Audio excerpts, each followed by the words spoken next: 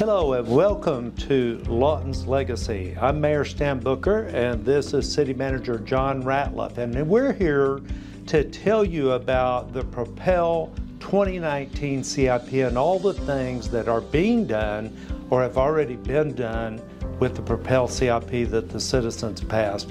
Now, Lawton's Legacy is quickly becoming a story of the Propel 2019 CIP, and of course we're asking the citizens to vote for Propel 2040 that will take us to the future. A little word on that before we get into some of the public works projects. The citizens vote on elect officials to come to the City of Lawton, and they want to know the plan. What is the plan to take our city to the future? And that particularly is the responsibility of the mayor. When somebody's running for mayor, they want to know where you're going to take the city. The Propel CIP, Propel 2040, and Propel 2019 are plans for the future. Propel 2040 is being brought to you from the full City Council unanimous vote to send it to a vote of the people, and here's what we're saying. This is our plan for the future, and it's a great plan. We're going to talk about that and other things, but you can also go to lawtonok.gov, and it pops right up there, so you can go right to it. We're doing everything that we can to be fully transparent, doing more and more videos to make sure we get the education out there. Let's talk a little bit about public works, John. You know, there's been a lot of crack sealing going on around town, and one of the things that really frustrated me when I came to town, I guess there'd been some budget constraints in the past and they'd stop sealing cracks. But John, that's so important, and how are we using that to extend the life of the roads? Well, Mayor, that's a great question. And the biggest, we know that the biggest enemy of roads is water. And so if we're not crack sealing, if we're not sealing those cracks, then water will get in, it'll get under the foundation of the road, it'll cause the asphalt to crack and buckle, and then the life of the pavement, and in some cases the life of the road, is dramatically shortened. And so instead of doing a minor asphalt resurfacing or a chip and seal job, you're doing a total reconstruction where you have to tear the entire road out down to the road bed and then recreate everything. That is exponentially more expensive than a crack and seal job, which is designed to extend the life of that road. No, it was $9,700 if I remember right when I came into office. My guess is it's $13,000 or $14,000 a lane mile now to crack and seal. A lane mile versus $1.5 million to $2 million to replace a concrete road and pavement. So it sure makes sense to do that every 3 or 4 years to extend the life of the road. Yeah. Great program, Public Works carrying that out. We see it everywhere. I love it. Now, I love it because I know it's saving me, a taxpayer, money by taking better care of our roads, and we've made that a priority in the city. We also are marking lanes better, and those guys, I think those guys must work all night, John. They do. We have a lot. So you were talking about lane miles, Mayor. In the City of Lawton, we have over 1,200 lane miles. So wow. We're managing a lot. A lot of, or I won't say a lot, but some of our roads don't have lane stripes, and that is particularly unsafe during the evening or twilight hours when visibility is somewhat limited. So we're out there, we're working east to west, we're starting on the east side and we'll be moving west, where we're using that paint, the illumination paint, to stripe the roads, to keep everybody safe and make sure that as you're driving at night, your lanes are clearly marked and people can stay safe while they're moving around the city. John, tell me a little bit about this pavement analysis that we've done that tries to help us spend money smartly and in the right order. Can you talk about that a little bit? Sure, Mayor. So we've had our consultants, primarily WSB, has done a pavement analysis program kind of for every lane mile that we have in the City of Lawton.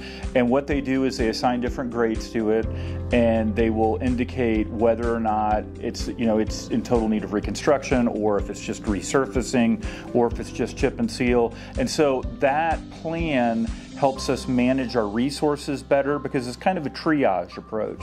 By looking at that plan, we can ascertain, hey, these roads are the worst, this is where we need to put the resources now, and some of the roads that maybe are less degraded, we can get to those roads as resources allow. We're hoping with the CIP passing that we can get after all of these roads, but right now we're resource constrained, and that gives us kind of a roadmap to follow and to figure out which roads are in need of immediate improvement. That's a good plan. I like the idea that we're using a little bit of science here to choose the roads that we improve instead of just willy-nilly picking or whatever.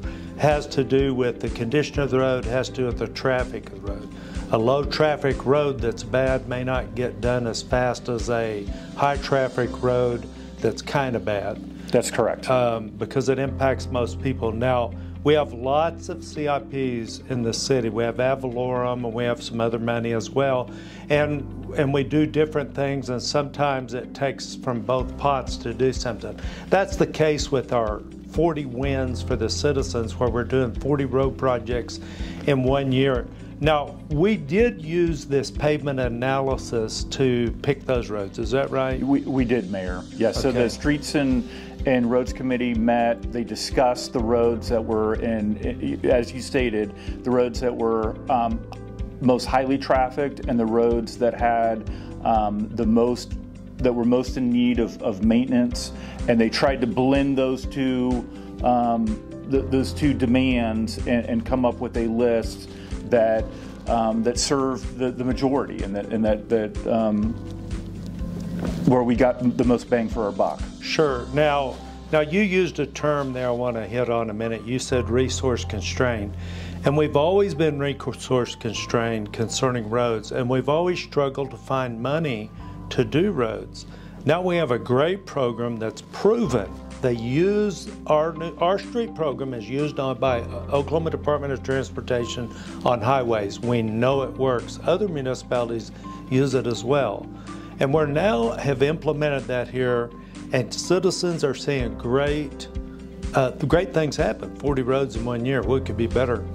Now, in the CIP, John, we've dedicated 1/4 cent to roads. Now, we copied Broken Arrow on that, a successful city, and that's what we do. We go study successful cities and see what we can learn.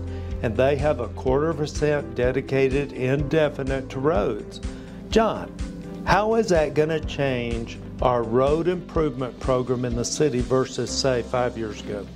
Well, you'll actually have revenue that's coming in for a specific purpose, which in this case is road maintenance, whereas in the past, how road maintenance was divvied out is we figured out what funds were available, what the needs were, and then kind of whatever money we had, that's what we took care of.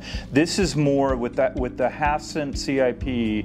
This is a plan where we can stay ahead of this maintenance life cycle, so we're not always robbing Peter to pay Paul and fix the roads that are in greatest disrepair. We're staying ahead of it. We're using our pavement life cycle program to get after the biggest needs and the most high volume needs. And so it allocates resources for a need that we know is always going to be there.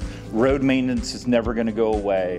And if we don't account for it, we're just going to continue to see bad roads in our city. Yeah, and of course we wouldn't use this money for potholes, but we would use it for mill and overlay. And while we think of mill and overlay as a capital item, and it is, it's also classified as repairs. Right. But it wouldn't be used for general repairs. It would be used for major repairs like mill and overlay.